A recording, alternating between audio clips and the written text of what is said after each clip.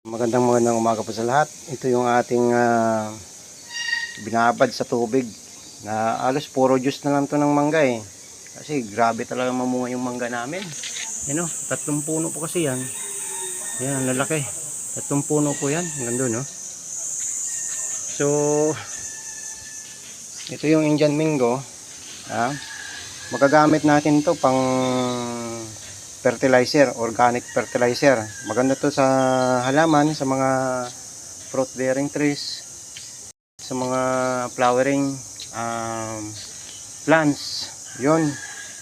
Kumbaga sa mga orchids, okay to, i-spray nyo lang sa laing maigi para makuha nyo yung katas. Then i-spray nyo sa ugat niya, sa may parts ng tinutubuang bulaklak. Sa ilalim kayo mag-i-spray. Parang ganito dito. Ito kayo mag-i-spray dyan. Yan, tapos sa puno. Okay? Ako, may sumuya naman na ako yan. So, ito pa, marami tayong ilalagay pa. So, hindi kaya, kailangan pa natin ng isa pa nito. Isa pa, bumili ka na ng isa pa. Para malipat ko na yung nandun na nakatambak. So, ayan. Maganda to kasi marami daw tong potassium, sagana sa potassium. May vitamin C at kung ano-ano pa. Ang Indian Mingo po, pag ripe na o rinog na, talagang matamis siya. Parang asukal na yung lasa. So talagang maganda siya sa halaman. Kasi hindi naman siya nagiging acidic eh. Okay? Hindi siya nagiging acid. I mean, maliban kung ilaw siguro, yung i-ferment nyo, ay magiging acid yan. Pero itong aking piniferment dito, ay